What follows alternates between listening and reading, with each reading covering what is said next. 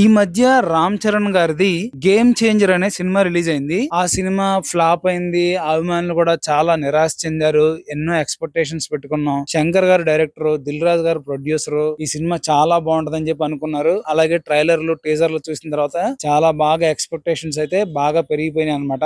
అలాగే సాంగ్స్ కూడా చాలా బాగున్నాయి. అందువల్ల ఈ సినిమా మీద అంచనాలు అయితే చాలా బాగున్నాయి. ఎక్కువగా ఈ సినిమా అయితే పెద్ద బ్లాక్ బస్టర్ అయిందని చెప్పి అందరూ ఊహించారు అనమాట. కానీ సినిమా రిలీజ్ అయిన తర్వాత చూస్తే సినిమా అయితే ఏం మాత్రం బాగాలేదు. అభిమానులకి అయితే నిరాశనే మిగిల్చింది. ప్రొడ్యూసర్లకి నష్టాలని, డైరెక్టర్ కి బరువు పోవడాలు, ఇలాగ చాలా మంది చాలా రకాలుగా ఇబ్బందులు పడ్డారు. కానీ సినిమా అయితే సక్సెస్ కాలేదు. కాకపోతే సినిమా ఫెయిల్యూర్ అవుతా ఉంటాయి. ఒక్కోసారి ఫెయిల్యూర్ అయినా పెద్ద పట్టించుకోరు. కానీ ఈ సినిమా ఫెయిల్యూర్ అయ్యేటప్పటికి అభిమానులు అయితే చాలా పర్సనల్ గా తీసుకున్నారు అనమాట. ఎందుకంటే రామ్ చరణ్ గారిని గ్లోబల్ స్టార్ గా ఊహించుకొని ఆయన ఇంకా గొప్పవాడు అవుతాడు, గొప్ప సినిమా హిట్ కొడతాడు అని చెప్పి అందరూ అనుకున్నారు. కానీ ఆ సినిమా రిలీజ్ అయిన రోజు నుంచే చాలా పేలవంగా ప్రదర్శించి ఎవరి అంచనాలని అందుకోలేకపోయింది. ఇప్పటి నుంచి అభిమానులు అయితే బాగా కోపంగా ఉన్నారు శంకర్ గారి మీద, అలాగే ప్రొడ్యూసర్ దిల్ రాజు గారి మీద. ఎలాంటి కథను ఎలా ఓకే చేశారని చెప్పి. అయితే దీనికి సంబంధించి తమన్ గారు కూడా ఒక ఇంటర్వ్యూలో మాట్లాడుతా ఈ సినిమా పోవడానికి చాలా కారణాలు అని చెప్పి ఏదో అన్నారన్నమాట. అయితే అది చూసిన రామ్ చరణ్ గారు తమన్ గారి మీద బాగా కోపడ్డారంట. అసలు మీకెందుకు, మీరు ఎందుకు అలా మాట్లాడేది నెగిటివ్ గా,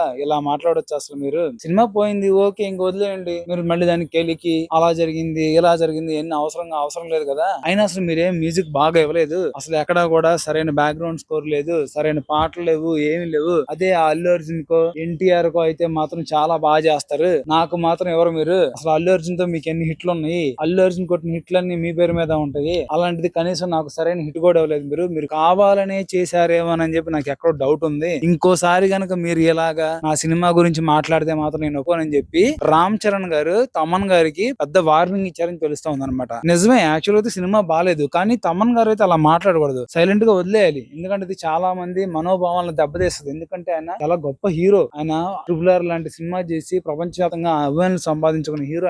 ఆయన గురించి అలా మాట్లాడకూడదు అనమాట. మామూలుగా అయితే సినిమా పోయింది ఓకే, చాలా మందికి చాలా సినిమాలు పోతా ఉంటది, మ్యాటర్ కాదు. కాకపోతే అలా పర్సనల్ గా కించిపరిచే విధంగా మాత్రం మాట్లాడకూడదు అనమాట. నిజంగా తమన్ గారు కూడా ఏం పెద్ద వర్క్ అయితే ఈ సినిమాలో ఏం చేయలేదు. అసలు ఏంటో ఆ మ్యూజిక్ ఏంటో, మరి వాళ్ళు షూటింగ్ గ్యాప్ ఇచ్చడం వల్ల వీళ్ళకి అంత ఇంట్రెస్ట్ పోయిందో గానీ తమన్ గారు వర్క్ కూడా ఇందులో బాలేదు. కానీ తమన్ గారు అల్లు అర్జున్ గారు అంటే మాత్రం ఎరగదీస్తారు అనమాట. ఇంకా జూనియర్ ఎన్టీఆర్ గారు అంటే ప్రాణం పెట్టేస్తాడు. కానీ రామ్ చరణ్ గారు అంటే మరి ఎందుకు కానీ అంత బాగా అయితే ఇవ్వలేదు మ్యూజిక్. మరి ఎక్కడ దెబ్బ కొట్టిందో నాకైతే అర్థం కాదు, కథ అర్థం కాలేదో, మరి ఆయనకి ఏమి ఇంట్రెస్ట్ లేకుండా చేశారో కానీ ఈ సినిమాలో తమన్ గారి మ్యూజిక్ అయితే ఏం పెద్ద ఏం బాగోదు అనమాట. బాగోకపోగా పైగా ఆయన బయటకు వెళ్ళి ఇలా మాట్లాడితే ఎవరికైనా కాలిద్ది. రామ్ చరణ్ గారికి కాలడంలో అసలు ఏం మాత్రం కూడా తప్పు లేదనమాట. నిజంగా తమన్ గారని కాదు, ఎవరు కూడా మాట్లాడకూడదు. సినిమా పోయింది ఓకే, దానికి ఎన్నో కారణాలు ఉంటాయి, అంతేగాని ఇలాగా మా సినిమా పోయింది, నా వల్లే పోయింది, నీ వల్లే పోయింది అనుకుంటూ కూర్చుంటే బాగోదు. రామ్ చరణ్ గారి కోపంలో అర్థం ఉంది.